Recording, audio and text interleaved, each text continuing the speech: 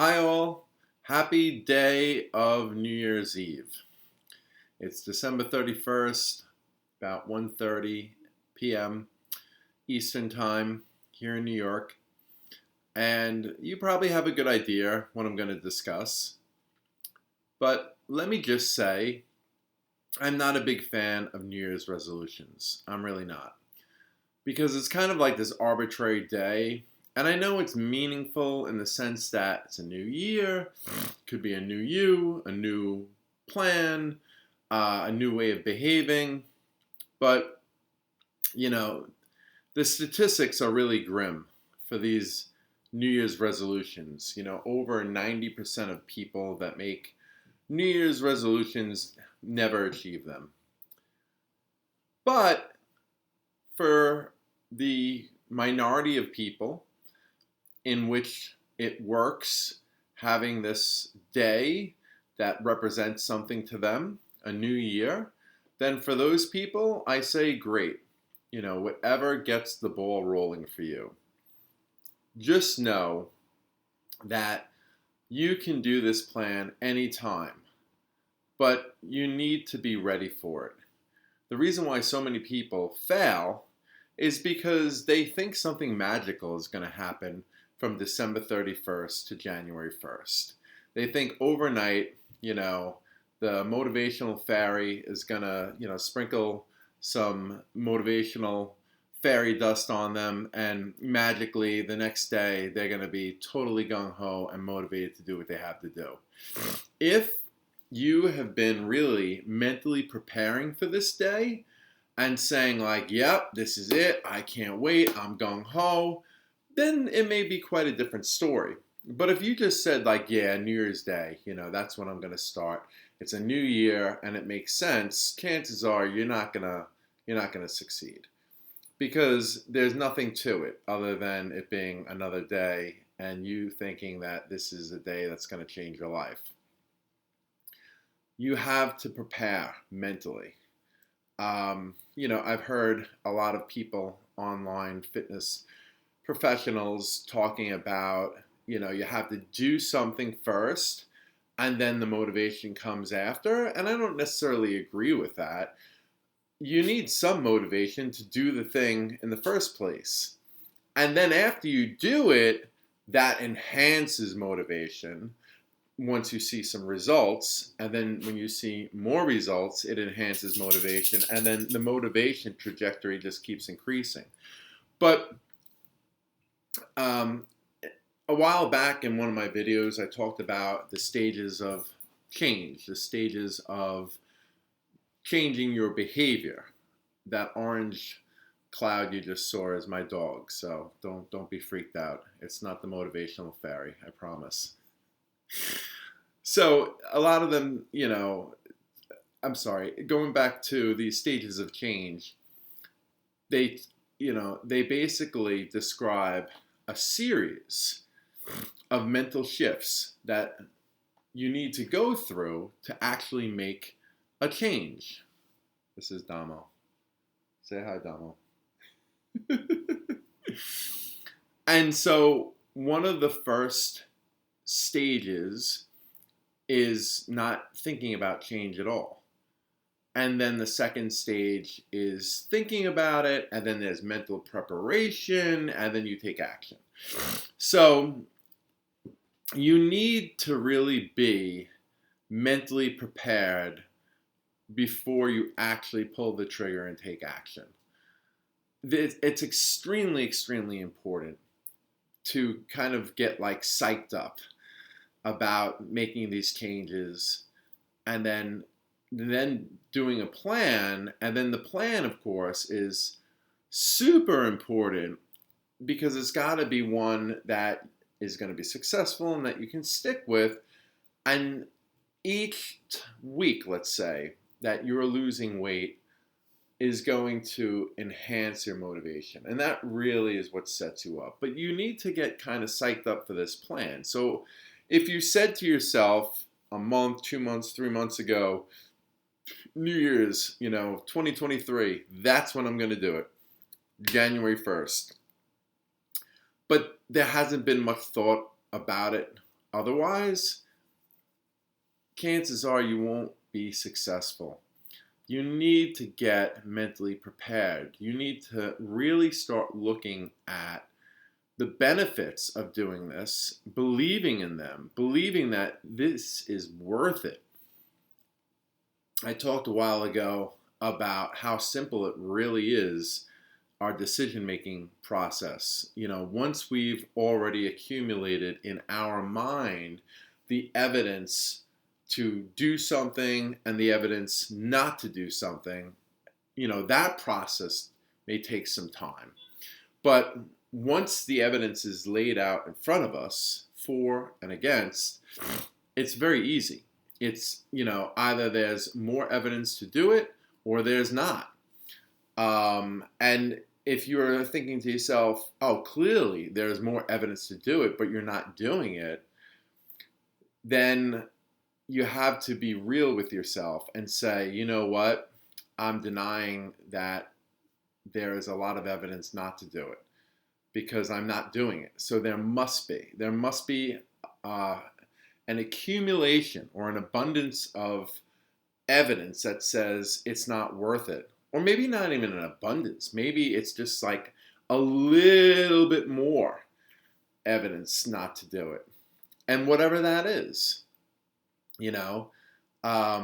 giving up some food, giving up some calories that we depend on, and feeling like we're not going to be able to press on through life without it. I mean, if that's how you really feel, that's some strong evidence to not make any changes.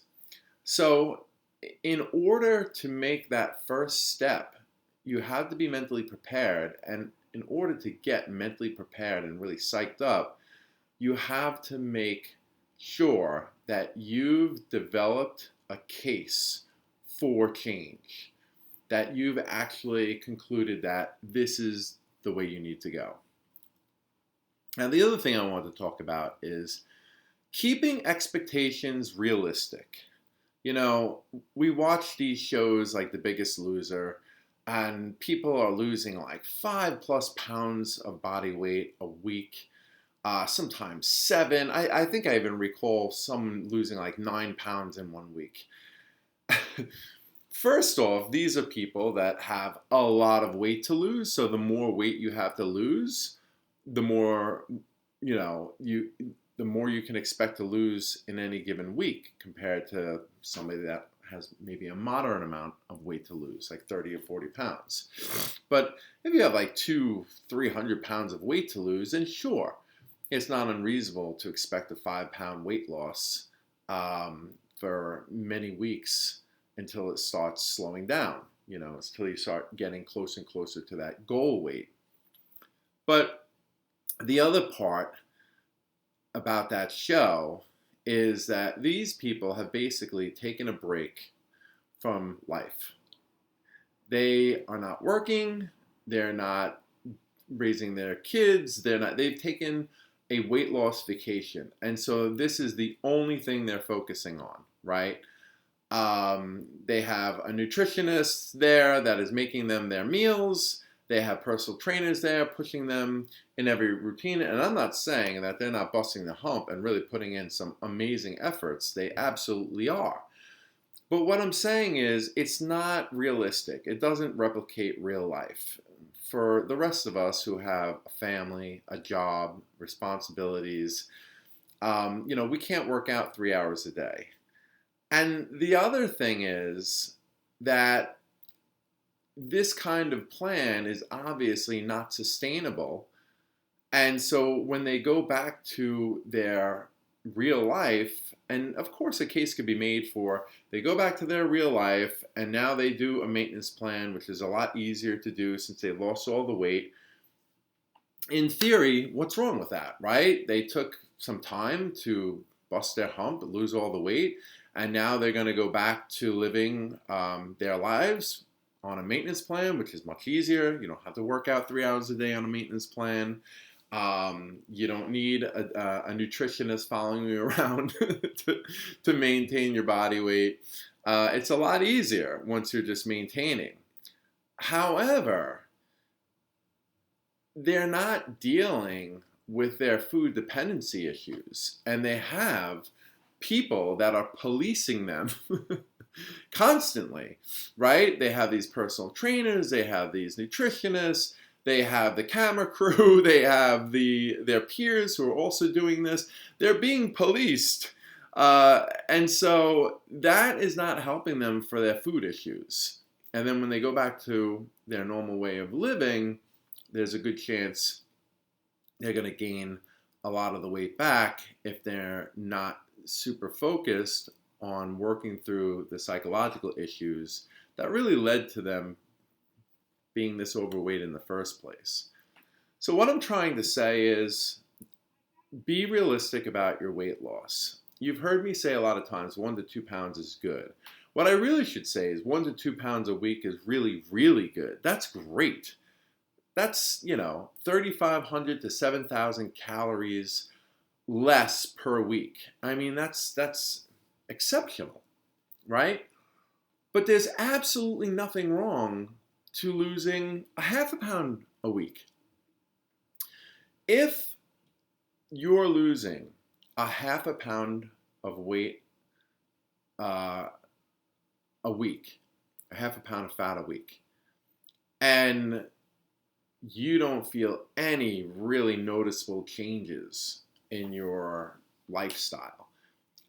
Basically what I'm saying is it's really easy to follow. You've created a calorie deficit about 1,750 calories, something like that, right? It's not exact, but 1,700 some odd calories a week. I mean, I'm not a mathematician, right? But that's 200 and some odd calories a day deficit. That's not a lot, really. We talked about the calories in a handful of nuts. That's easily a couple hundred calories. One handful of nuts and you're in less and you're in a deficit. A half a pound of weight loss a week is nothing to be ashamed of. It's nothing to say oh, that's not significant. It absolutely is significant. Now, granted, the weight loss slope is not going to be like this. It's going to be more like this, but it's still a slope. You're still losing weight, and that is commendable. And if you're not even really feeling it in the sense that it's not causing any discomfort, well, then that's fantastic. That's really, really great. Some of us need to go slow, and that's just the way it is. I am a huge baby when it comes to the dentist, especially when it comes to getting a cavity drilled out. I can't even think of too many things that cause me more anxiety than that. And I had to go through this yesterday. And I told the dentist that I'm a big baby about this because she's a new dentist of mine. She has to kind of know my background. And so she took her time. She made sure I was really numbed up. And she took a long time doing it. And do you know what? It was one of the best cavity filling experiences I've ever had. I hardly felt anything. I really didn't feel anything. I heard sounds more than anything I actually felt. There were sounds, there were smells, but there was not any discomfort. And honestly, for me, that's the name of the game. No discomfort, that's amazing. I remember leaving the dentist and being like, oh my God, I almost wanted to say enjoyable because it was, so different from my expectations in the past when dentists would numb you up and then 2 seconds later, before the Novocaine even really set in, they're drilling aggressively because they have a ton of patients booked and they want to get you in and out as fast as possible. And so the experience was a lot more uncomfortable. I felt it more. I felt that gnawing sensation of the drill and everything else.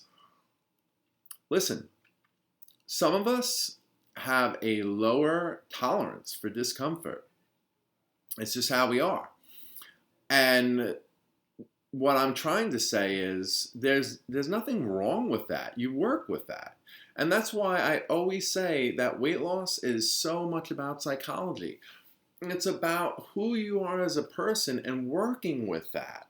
Don't do something because somebody else said to do it or it worked for them. Well, good for them. Great. You might have a friend who's like, oh, I'm on this amazing weight loss plan. And I basically eat cabbage all day and water, and it's amazing. And I lose like 3 or 4 pounds of weight a week. Good for you. You know what I'm saying? Like, good for you. If you can do a cabbage and water diet, fantastic. We can't. Nor would I ever want to. I'm glad I can't do that because I don't want to do that. That sounds awful. So go slow if you have to. The difference between not being in a deficit and being in a deficit, or being in a weight gaining phase and then a slight deficit, is huge. It's fantastic. A half a pound of weight a week is great if it's something easy to stick with and you're like, gosh, I don't even feel like I'm on a weight loss plan, right? Just like yesterday, I was like, wow, I didn't even feel like I was, getting a cavity drilled out. I wouldn't say it was pleasant, but it was much better than my expectations. Make a weight loss plan that is much better than your expectations. How about that? Make a weight loss plan where you're like, holy crap, this actually works. I can stick with it easily. It doesn't even feel like I'm on a weight loss plan. That's fantastic. If you create a plan where you don't experience any real discomfort, that's fantastic. This whole idea of like no pain, no gain, like, all right, that's fine for exercising, right? But we could deal with that because it's like a temporary thing. It's like, you exercise for a half an hour or so, then you're done. Well, great. No pain, no gain. Yeah, okay, we'll push it during that half an hour. But to have to push it every day, every hour, that's a lot. You know what I'm saying? And for a lot of us, we don't have that kind of willpower or motivation or endurance, whatever you want to call it. And there's nothing wrong with that. Go slow. Go slow. So don't pay attention to like what other people accomplish on their weight loss plans. And don't even focus so much on how often I bring up 1 to 2 pounds, because I'm bringing that up because I think that's a really good amount of progress for anyone to make. And anything more than that is definitely, you're going to be way too uncomfortable. And so when I bring up the 1 to 2 pounds of weight as a goal per week, that's really like the limit. That's like the maximum. You shouldn't be trying to lose more than that, or you're going to be uncomfortable, especially if you have a food dependency issue, right? We have to work with that. You're still trying to figure that out and address that. So if that's the maximum, then anything less than that is still great. I mean, geez, if it was a quarter pound of weight a week, that would be great. The only problem with it being that small is you may not get the motivational benefit, right? So like when we talked about that kind of, sequence, right? You get mentally prepared, get motivated, you start to plan, you see results. Well, if the results are only a quarter pound of weight a week, for many of us, that might not be enough. We might be like, oh, this is ridiculous. Like, even though this plan is super easy to stick with, I don't want to have to take 3 years to get to my goal. But for those of you who are like, this is fine, like, listen, I'm happy as heck not to be super uncomfortable on this plan, and I'm still losing, so that's all I care about. I'm in a deficit. That's the most important thing. That's great. My point is, what I think you have to find the balance between a plan that is as easy as it can be for you, but is yielding enough success to keep you motivated. That's the balance you want to find. And to try to challenge any unrealistic expectations. Like, I have to lose at least a pound a week or at least 2 pounds a week because my friend Susie said that's what I should be losing. If you're losing weight, that's fantastic. And if the plan doesn't cause any discomfort, that's great. So I hope that this inspires you for the new year, not in the sense of, oh, let's make some New Year's resolutions, because if you've been watching my videos, then many of you are getting closer and closer to pulling the trigger. Or many of you may have even started to lose weight. I don't know. Let me know. Just remember, any weight lost, and especially that's maintained, right, is an accomplishment. You know, you're taking a half a pound of fat off your body. Okay, you're lengthening your life most likely with each and every half a pound you lose. But make sure that it's enough weight where you are going to stay motivated. But also make sure that you keep the mindset that is, that basically has appropriate expectations. That's not like I need to lose a couple pounds of, fat each week because that's what other people tell me is crap, right? Versus, I'm really okay with this, but comparing myself to others makes me not okay with it. That's crap. Don't engage in the social comparison game. However you get there, right? Slow and steady wins the weight, right? You've heard that expression, slow and steady wins the race. Slow and steady wins the weight. What weight? The weight you want. The weight that is that number in your mind that you just want so badly, you can taste it. Slow and steady. You don't need to be uncomfortable. This is Dr. Fields. I wish everybody a wonderful new year. And I hope you all do it in 2023. I really do. Or I hope you all find a plan that works for you and you can stick with in 2023 if you haven't already. I'll see you in the new year.